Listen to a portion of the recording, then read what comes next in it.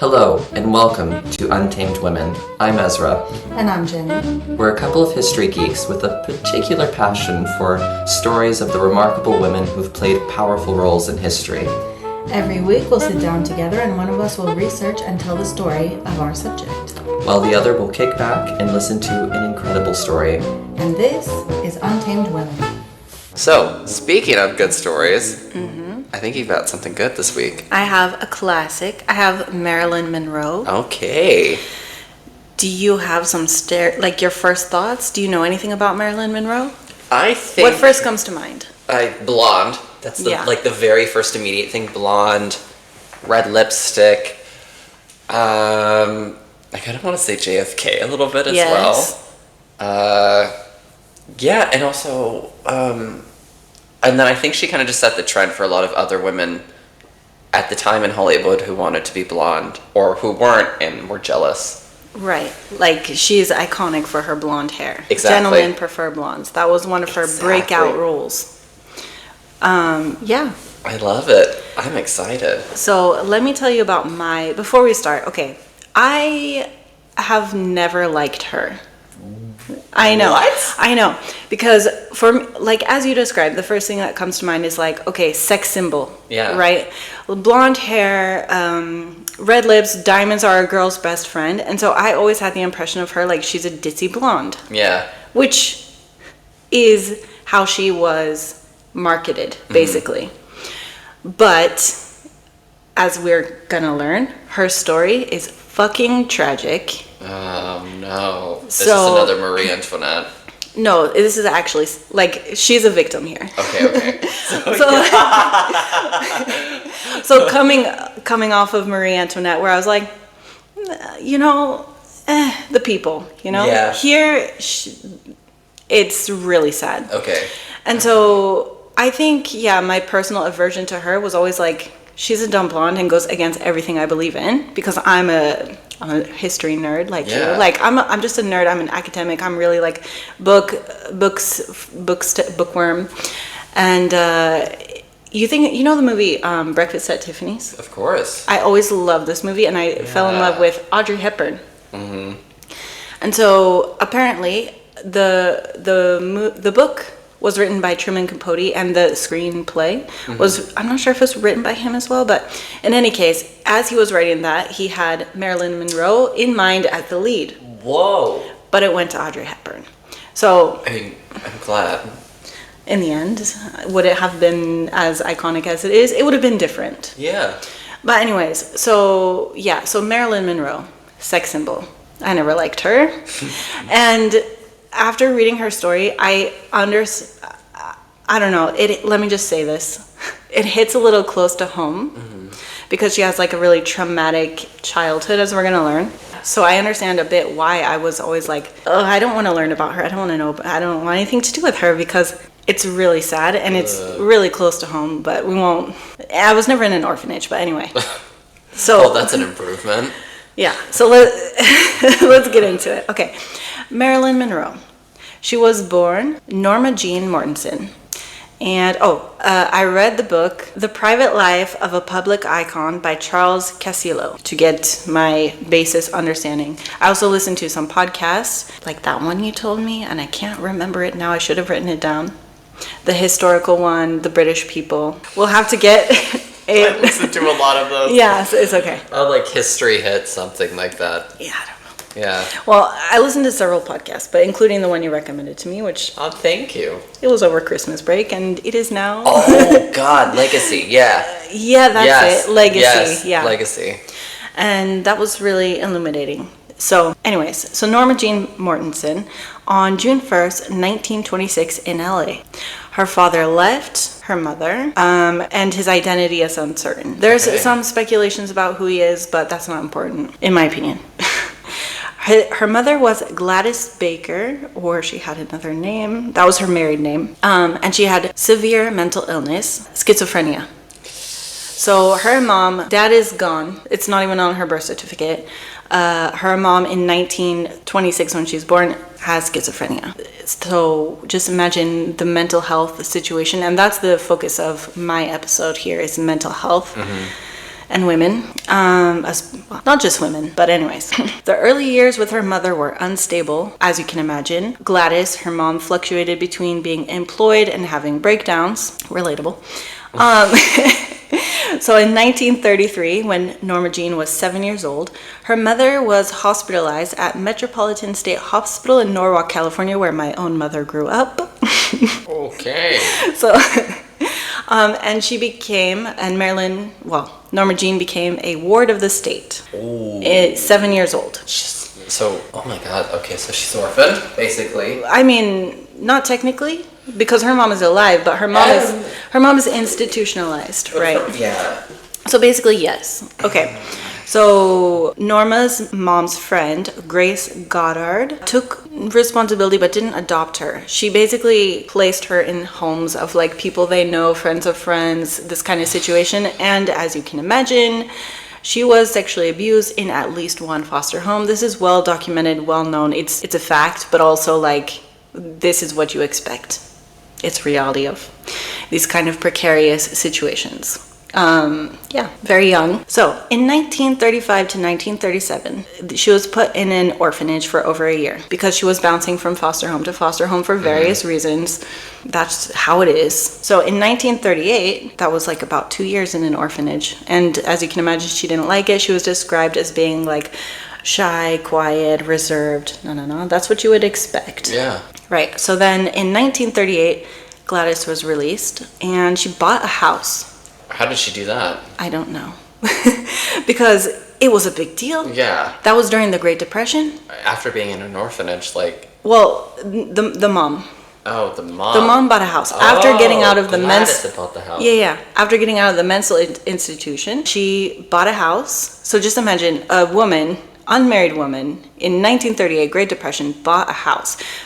And Norma Jean went to live with her. And as you can imagine, that did not last long because she had another mental breakdown. Right, so bam, back to the foster home bouncing until I think her caretaker, or like she wasn't responsible for her, but the one saying go to this house, her mom's friend, moved away, or whoever she was living with moved away. The point is, in order to stop bouncing from foster home to foster home, she married her neighbor. Okay. At 16 years old. Oh, okay.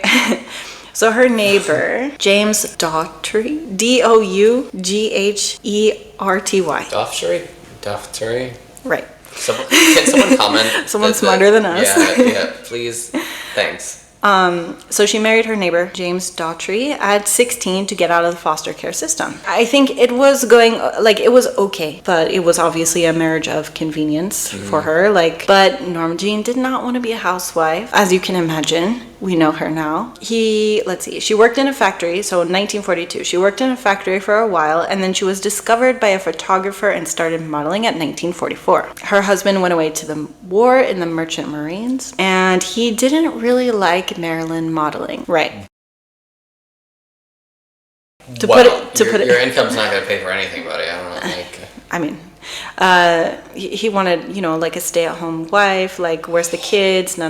That's normal to be expected in 1944. Yes. You know what I mean?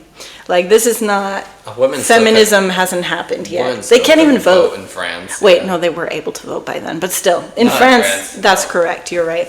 The French women weren't even allowed to vote, so...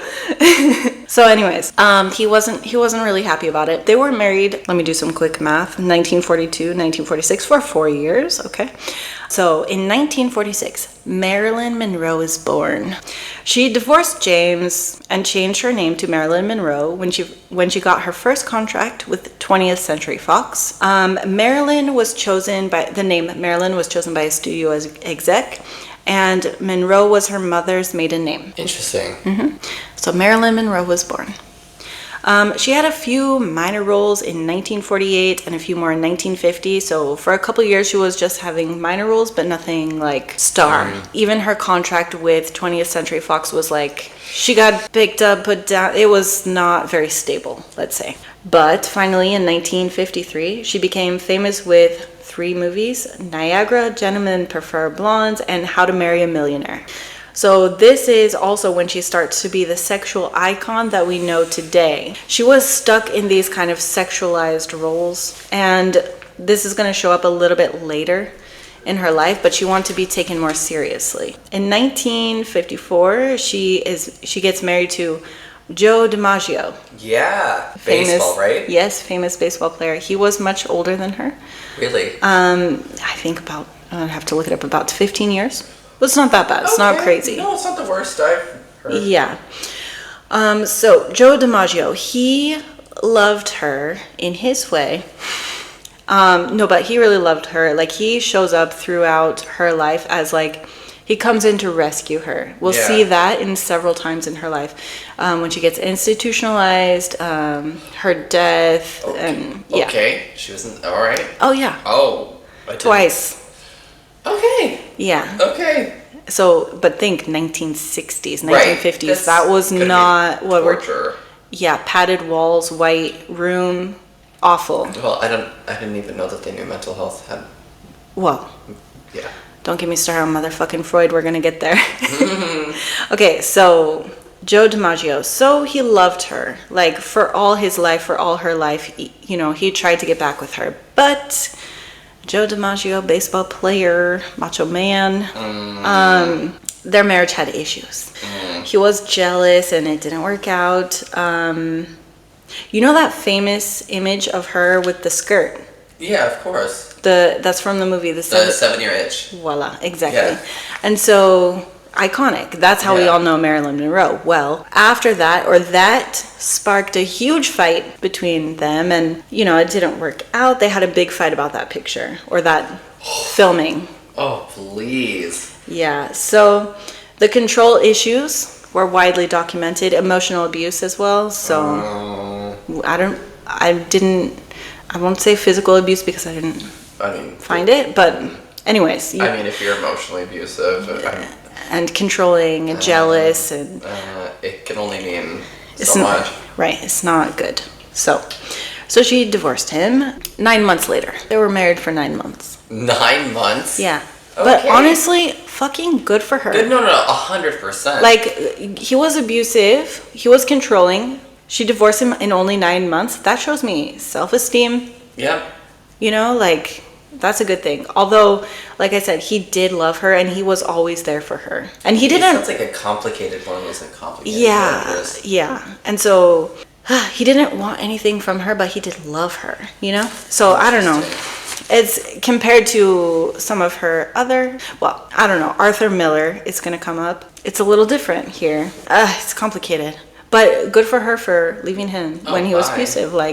So this is a big shift in her life. She moves to New York City. So she loves that she can be anonymous in the street. She can walk down the street and no one knows who she is. Okay. Yeah. So at this point, she wanted to be taken seriously as an actress. She was tired of being the sex symbol. She was like, there's more to me than just dumb blonde. I don't want to play dumb blonde. I want to do serious roles. I am an actress. I care about my job. I'm good at what I do. I want to be taken seriously. She moved to New York and joined method acting classes at the Actors Studio under Lee Strasberg. Okay. You know what method acting is? I think it's where you, and I'm going to so bug this up, I think it's where you play the character. It's like Austin Butler, where he's like, I didn't change my accent, whatever. Exactly. And it's like, you changed your accent. Right. So method acting, oh my God. It's like when you get into the character. It's like a bit psychological. Mm-hmm. For this girl with a lot of childhood trauma. For me, that's not a good thing. No. It's dangerous. Not that she's gonna mess up, that it's too psychological for this traumatized girl. That's the way I see it personally, but that's just my own personal opinion. I have lots of them. Okay, but that's not the worst. In fact, she started doing intensive psychoanalysis, sometimes daily psychoanalysis. Tell me, because I don't know what that exactly means. Freud. Oh no. Sexual attraction to things, you're attracted to your dad and you're precisely. Weird shit. Yeah, like Oedipus complex. You want to sleep with your parents. Bullshit. No, but it is. Because Freud, okay, this is 1950s. Psychology is really new. And Freud is like the shit. But we know better now. Oh my God. You must be attracted to your dog if you want to run. Right. What the hell? Okay, so Freud and psychoanalysis. So it's like going deep in your brain and remembering like, your early traumas, what shapes you, going in deep, but not giving you coping skills, coping mechanisms, how to manage your stress, not treating any symptoms, just analyzing over and over and over. And now for somebody who's traumatized, that's so bad. So you feel like light, but then nothing? You don't feel light. No, it's only going deep and crying about your trauma, like going and talking about, oh, this happened, and, it's... So... but we'll get more into that a little bit later. I guess we could keep going on it. So this Freud stuff, it's marginalized today in the US. Like, we have this opinion. It's not scientific. It's not proven. It's not falsifiable. It means we can't really prove it. Like, for us, it's bullshit. Yeah. And I say for us because we have to contrast with France because we live in France. And it's a thing in France. They're still teaching it and practicing it, and the French government is paying for it. So let me be more explicit. In 2024, France started covering 12 sessions a year for psychology, what is the word? Therapy sessions, right? I will be personal. Freud is still taught and practiced in France. Psychoanalysis. It is legal, it is taught, it is used. It is kind of respected. What the fuck? So here's my story. So I, last year, went to looking for a psychologist for life, whatever, who cares? Yeah. And I waited for 3 months to get one of the kind of covered by the government ones. And he was talking to me about my dreams. I think I did like 2 or 3 sessions, 3 or 4. I think 3, probably 3 or 4. But anyways, talking to me about my dreams and like doing that kind of like deep diving stuff, which for my personal background, similar to Marilyn Monroe, we don't get into it, but like we know that's not right. That's not good. That's not healthy. That's actually pretty damaging, right? We need to teach people how to manage their emotions, their feelings, their troubles. With things which are the gold standard backed by science, like CBT and DBT, so cognitive behavioral therapy and dialectical behavioral therapy, for example, and EMDR. Don't ask me what it means, but it's a good way to treat, or I don't even know if it's treating, but like managing trauma. Okay. So, all that Freud shit, it was really... It was off the rocker. It was making her worse. That's a personal opinion, but we can look at the story and see. So, right, in Marilyn's case, I would say it was harmful for her, this psychoanalysis daily. She would even sleep at her psychoanalyst's house, Ralph Greenson, and she was intertwined with his family. Like, she was living at his house. Hold on, that crosses so many fucking lines. Right. So that was controversial in the 1950s. And today, if that happened today, he would be... His license be revoked, right? Absolutely, yeah. Maybe not in jail, but he would not be allowed to practice. That is so illegal. So come to my house, pretty blonde girl, let me fix you. Right. What the fuck? Right. Can you imagine? It's so awful, and she's so traumatized. And so before all of that, she was functioning. Okay. But she starts to decline. How so? So, like, her roles. She would be late. She couldn't wake up because she was going on so many medications, like uppers, downers, like amphetamines. Like, she couldn't sleep. They would knock her out. Then she couldn't wake up, and they're just like, here's some amphetamines on. Right. And so, and not only that, but the perfectionism. And so she wouldn't, like, imagine you're on set of a movie and everyone is waiting for you. That, you know, they're at one point in her movie, she was filming, it was her last movie, Misfits, written by Arthur Miller, who was her husband at the time. I'm skipping forward a little bit. No, that's okay. But she missed a week of filming. She was in the hospital, and like it was just driving everyone crazy. But because she wanted to do everything perfectly, / she couldn't function because the uppers and the downers and the trauma and the psychoanalysis and the overwhelm and falling apart. Let's rewind a little bit and talk about Arthur Miller. Yes. So we got rid of the first guy. Yeah, in 9 months. But he comes back throughout her life. Oh, no, wait. This is the second guy. Now Arthur Miller, oh yeah. She got rid of the second guy in 9 months. Right. Now this is the third guy. Right, Arthur right. Miller's the third. Arthur Miller in 1956. Okay. So Arthur Miller is interesting to me, personally. Do you know who he is? I don't. That's okay. It's very academic. The Crucible. Do you know The Crucible? I've heard of them. Okay, so it's like a witch, it's a story about the Salem witch trials. It's a play about the Salem witch trials, and he was being investigated. So he wrote The Crucible and Death of a Salesman. And so he was being investigated by the House Un-American Activities Committee for being a communist. Yeah, this whole committee was created in the First World War. Right. To deal with anti-patriotic acts and words, and people, if they said they hated the government, they were jailed for... Or communist values or ideas. Yeah, and so McCarthyism, right? Where you're like, oh, if you name someone, if you name a communist, then we'll let you free, and then like this. And that's why he wrote, that's The Crucible.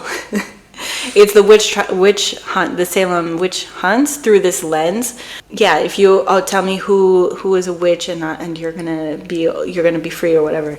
Right. He told the press that he was gonna marry Marilyn Monroe before he asked her to marry him. Right? How? So he just strong-armed he strong-armed her. Yeah, and so. If we look at it in a little bit of... This makes me so uncomfortable. It feels like he used her, right? Because House Un-American Activities Committee, he is being accused of being a communist. Mary's the most... American icon. I can't be a communist. I'm marrying Marilyn Monroe. And he knows that even if she went to trial or something, they would never find her. Well, there's also that. If he went to trial? For communism and she would too or something. Well, she would... Well... The spouse can't testify against their spouse, but still. Anyway, I don't know. That always felt weird to me. So weird. Okay. Mm-hmm. So he was a writer, right? And he admired her and intellectualized her pain, and he later betrayed her emotionally.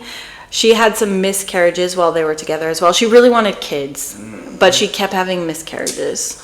Oh, yeah, that's a thing. Her periods were super painful. Probably she had endometriosis. That's what I was guessing.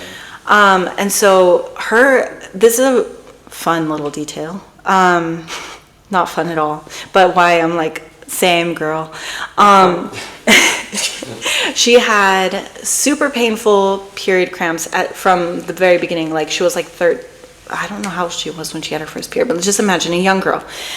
And the family she was with was Christian scientists. Oh my God. Who refuse all types of medication. What the fuck? So imagine this little Marilyn writhing in pain on the floor, refused to give any type of medication for her pain. They pray. So anyway, that was good to become a woman, huh? Oh God. So anyway, yeah, horrible, painful periods. Yeah, relatable. Okay, miscarriages. Yeah, so she had miscarriages with Arthur Miller. She really wanted kids, so that was devastating.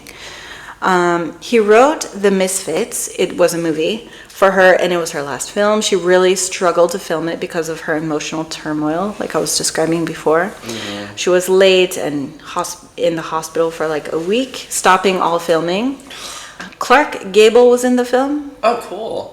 And so she really looked up and admired him, like, from childhood, and said, like, I saw him as my dad. Weird. Like, as my father figure. Not weird. Mine is Bruce Willis. Like, when I was a little girl and I was like, when I see Bruce Willis on TV or, like, in a movie, I'm like, that's my dad. especially Armageddon. Is that what it's called? The movie where they like go to space in the asteroids. No idea. Okay, that's fine. It was probably before you were born. Please. Oh, please. Yeah. Okay, so anyways, so Clark Gable, her father figure, was in that movie with her, and she was struggling. She was like not showing up, missing so much time, making everyone wait for her. It was awful for everyone. Right. He was kind to her on set, and he died shortly after the film. And she felt like, her being bad on the set contributed to his death. And Arthur Miller wrote hurtful things about her in his diary and left it out for her to find. Bastard. Like, you didn't propose to her and you didn't tell her what you really felt. Like, yeah, like connecting between those two things. I'm like, you're literally a writer and you can't express your feelings. But anyways, and they divorced in 1961. Her husband 4. That was number 3. Third and final, because she dies, sadly. Oh my God. But, she has had relationships and affairs with plenty of men. But yeah, JFK, for example. Yes. Right, and his brother. Whoa. The brother? I thought it was just JFK. Or I thought the theory had been assumed. Of course, I'm not over here. Well, it's both. Both. And that is one of the conspiracy theories around her death. So many rabbit holes. Okay. Yeah, and so, right. So here's where her life really starts going downhill, in my opinion, or based on what I have learned. Medications from multiple doctors. Oh, yep. So, barbiturates, chloral hydrate, amphetamines, no coordination, no modern safeguards. So you had multiple doctors giving her different medications, not talking to each other. I was just going to ask. Et voila. Oh, God. And so, yeah. And just think a lot of also alcohol. And so a lot of nervous system, depressants, basically. Oh. Really awful. Yeah, so her instability was probably worsened by all of these medications, mixed with all the doctors coordinating, and the intense psychoanalysis. Iatrogenic harm means, how does IATROGENIC harm? Suffering caused by the treatment. So basically, that's a new word for me. It seems like all of these medications, and again, the psychoanalysis, it's not helping someone with probably what she has, complex PTSD, CPSD, what we call today. So, right, worsened by the medications and the intense psychoanalysis. She was institutionalized briefly after the second divorce. So this is her second time being institutionalized. So 1961, padded white rooms, pills and pills, just like they wouldn't let her talk on the phone. They were really, really awful. The first time she was institutionalized, it was more like a resort type of rich people place. Yeah. But this one was really like state hospital. Girl Interrupted. Probably you've never seen that movie. Audience probably has. I think it came out. It has Angelina Jolie and Winona Ryder. Anyway. People my age will understand. But it's a really good depiction of, the idea of mental hospitals at this time. Just really awful. Okay, so finally, who comes to her rescue? DiMaggio. Yes, Joe DiMaggio.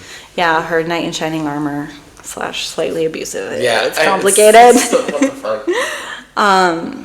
So, fast forward to her death. The official cause. So, August 4th, 1962, 2 months after her 36th birthday. I'm about to be 36. Can you imagine? She's so young. Yeah. She did not have to die. No. She did not have to suffer the way she did. She was abused by daily psychoanalysis. Can you imagine just someone asking you questions about your trauma or making you talk about your trauma for hours, 5 hours at a time sometimes, 5 hours. Crazy. And not to mention the medications. So just, oh my God. Okay. Yeah. So official cause, probable suicide. It's not, you don't believe that she was murdered? So the conspiracies or the other ideas, because it's not that far-fetched, to be honest. Some people think it was the Kennedys, and some people the doctor, some people the housekeeper. So the Kennedys, she was involved with the Rat Pack and Frank Sinatra as well. I skipped that whole bit. Oh. Yeah. They were in a relationship, but did they get married? With Frank Sinatra? Yeah. But I'm not sure. I don't have it in my notes. But in any case, she was involved with the Rat Pack and Frank Sinatra. So, right, she had relationships with, or like hung out with, I can't quite say, JFK's brother and JFK. You know the Happy Birthday, Mr. President? Of course, Kim Kardashian wore her Swarovski suit that she... So at the time when that happened, I was like, who cares? It's just a dress. Like, whatever. What's a big deal? Now I understand. Now you're like, no. Kim Kardashian does not deserve to be wearing Marilyn Monroe's clothes. You know she's going to listen to this podcast, Good. right? Good. I hate Kim Kardashian. Oh my God. Yep, we lost our sponsorship. Skims. Okay, wait. Actually, I could use that. Please. No, but... another topic for another. Actually, I would never give her my breath. Anyways, back to the iconic Untamed Women. Right, so the Kennedys. So the theories are that JFK or his brother wanted her dead because she's going to speak. It's going to get picked up. It's bad for their political careers. It's not looking good. So they had her killed, and then the doctors, because of the way they medicated her, and her housekeeper. And so her housekeeper, she was going to fire the housekeeper. And the housekeeper's the one who found her dead. I didn't quite write down the timeline, but it's basically like she had too many drugs in her system. It doesn't really look like a suicide. She was given a suppository version of pills by the housekeeper. I was just going to ask this because I've heard something about her being poisoned rectally. Right, so a suppository of the medications, which... Why not just swallow the pills? It seems like so much extra work. It's weird. Let's say the cause of death is mysterious. It could have been the Kennedys, it could have been the doctor, it could have been the housekeeper, although why would the housekeeper do it? It would have been as a request of someone else. Mm-hmm. You know what I mean? The night that she died, she called a few people, and one of the people she called, but she said, goodbye, say goodbye to your wife, say goodbye to this person, and say goodbye to you because you're a nice man. And that sounds suicidal. She talked to Joe DiMaggio's son on the phone, and everything was fine. Interesting. She was close with Joe DiMaggio's son even after they divorced. She was always close with him, even if that wasn't her child, but they were close.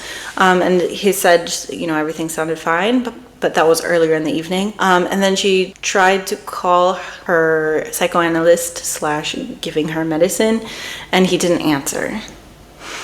He who was always on call for her suddenly was unavailable. Suspicious. Yes. Very suspicious. So personally, I don't know. I do not know. I couldn't say. Sure, it was convenient for a lot of these men.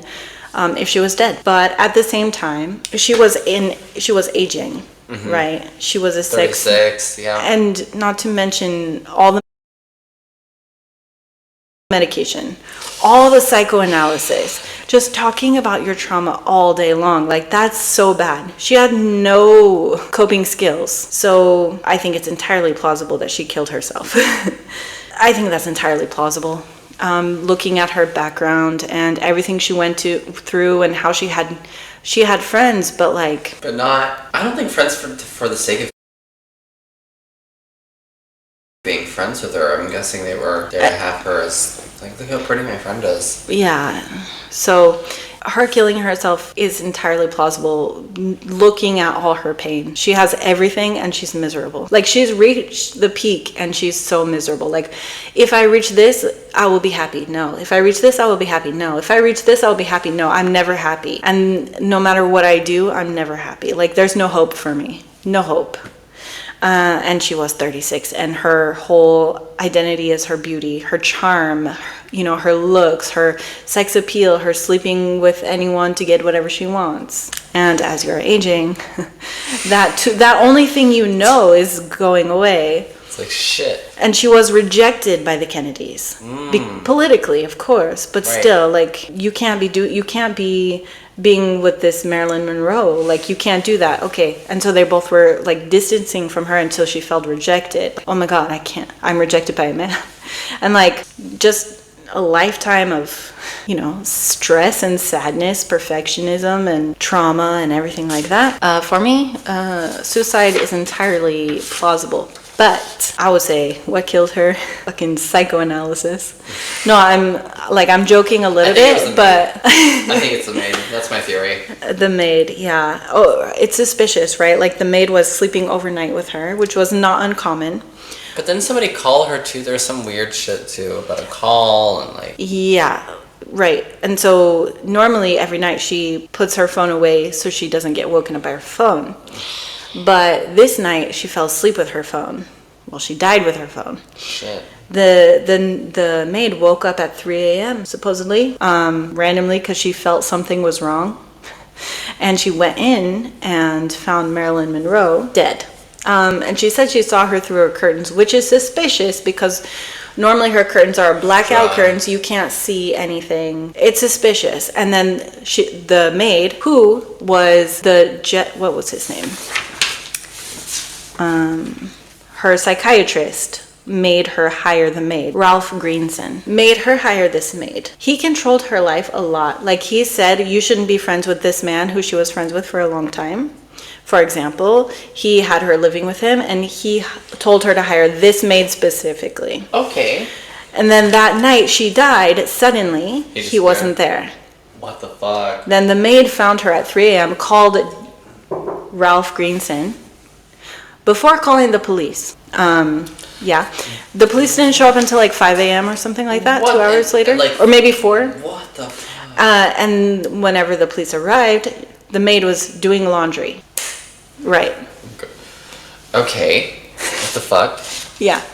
So it's very suspicious, right? But there's just a lot of people that are suspicious. Like, you can't... Yeah. Like, of course I'm joking, but like, I just want to throw my hat out and say the Maid. Then it's like, well, no. What the Maid has the least reason to kill her. Right. But the Maid is working for the psychoanalyst. But why would he want to kill her? But I think at the end of the day, it's negligence. Like Ralph Greenson's negligence, because she had another doctor and him prescribing her drugs, and he didn't know that the other doctor had prescribed, I can't think of the name, but another nervous system like downer. Stop your heart, basically. Oh. So, I mean, and did he go to jail? No. Did he continue to write papers and be a professor? I'm gonna guess yes. Yeah. Because there's no justice in this world. Exactly.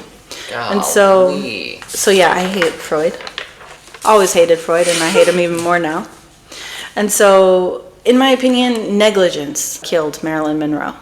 She did not have to die. She didn't have to suffer so much. I love it. We gotta come up with a cause of death for our people. Cause of death? Negligence. Negligence. Bullshittery. Fuckery. Men. It's always men. Like, is there a woman in the story? I guess the Maid. Yeah, passingly. Right. So, who killed her or what? In my opinion, the system, right? Psychoanalysis at the time, it discouraged symptom management, breathing, like whatever we know today to manage our symptoms. You know what I mean? Encouraged uncovering unconscious pain. Can you imagine?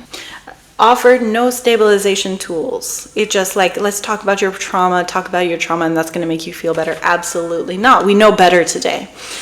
Meanwhile, she was prescribed barbiturates, sedatives, stimulants, by multiple uncoordinated doctors while emotionally destabilized by therapy. Modern psychiatry recognizes this as extremely dangerous. That's where that word comes in again. Iatrogenic harm, suffering caused by treatment. So how would doctors work with her today? She would have probably been diagnosed with complex PTSD from her childhood, attachment trauma, and she would have been treated very differently. Yeah. Thank God. Yeah. Like, thank God we were born in this time, which is not perfect, but like... My healthcare is better, and my dentistry is better. But France is still doing fucking Freud, and I experienced that myself accidentally. So anyway, we now know that kind of deep therapy with psychoanalysis is not helpful for PTSD. And they would have taught her how to manage and regulate her emotions with CBT, cognitive behavioral therapy, or DBT, dialectical behavioral therapy, which is well backed by research. And it teaches you how to manage your emotions, your cognitive, and your behaviors. Makes you feel better. Wow, I'll give you a better description. But anyway, everybody knows CBT, right? And then maybe go back into the trauma with EMDR, which is like where you... have you heard of this therapy? No. It's like you have you're holding two like vibrating things and you're talking about your trauma, and it kind of like connect the brain to the body. It's one of the things that we can do for trauma today.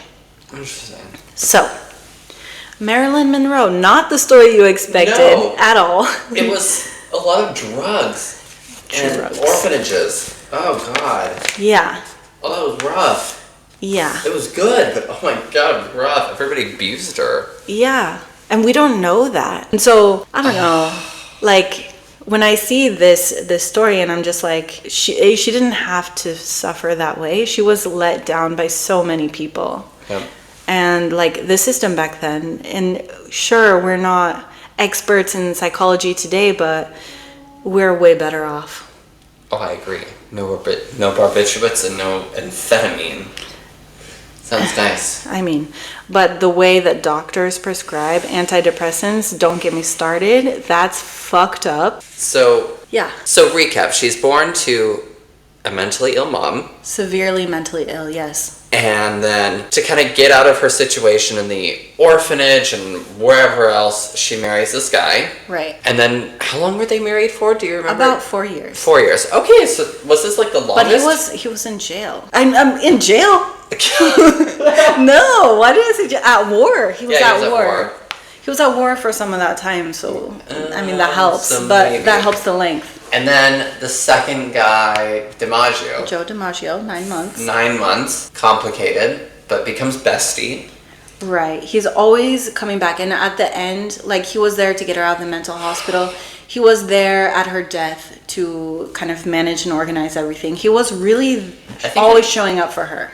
Didn't he leave flowers or something? I read a Facebook post I think so. He must every year probably at her death. I'm not sure exactly, but that sounds about right. And then after that, it's DiMaggio, and then it's the Arthur Miller, the playwright.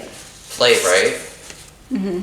And then this is gonna be her last. Well, that she does. She has. Yeah. Does she ends up? No, she doesn't divorce him before. She does. She divorces him. Yeah, they divorced in 1961 during the filming, or like after the filming of her last movie that he wrote, The Misfits, and it was a disaster. The filming was a disaster. She was unstable because of the medications and the intense psychoanalysis. Like wanting perfection as well. Being a perfectionist, which for her background makes a lot of sense. And again, relatable, girl. I'm serious. Yeah. Like when I was listening to that in the podcast, your podcast that you told me. Oh, Legacy. Yes, they were talking about that, and I was like, that's so relatable. Like the perfectionism. Like, I feel that. That's me, and a lot of people like this with this kind of background. It's not just Marilyn Monroe. You know, it's still happening to this day. People are being traumatized, but yeah, so. Arthur Miller. Well, when it's put like this, it feels so quick and like, I mean, 36, it is quick. I mean, really, in comparison, 36 is not long.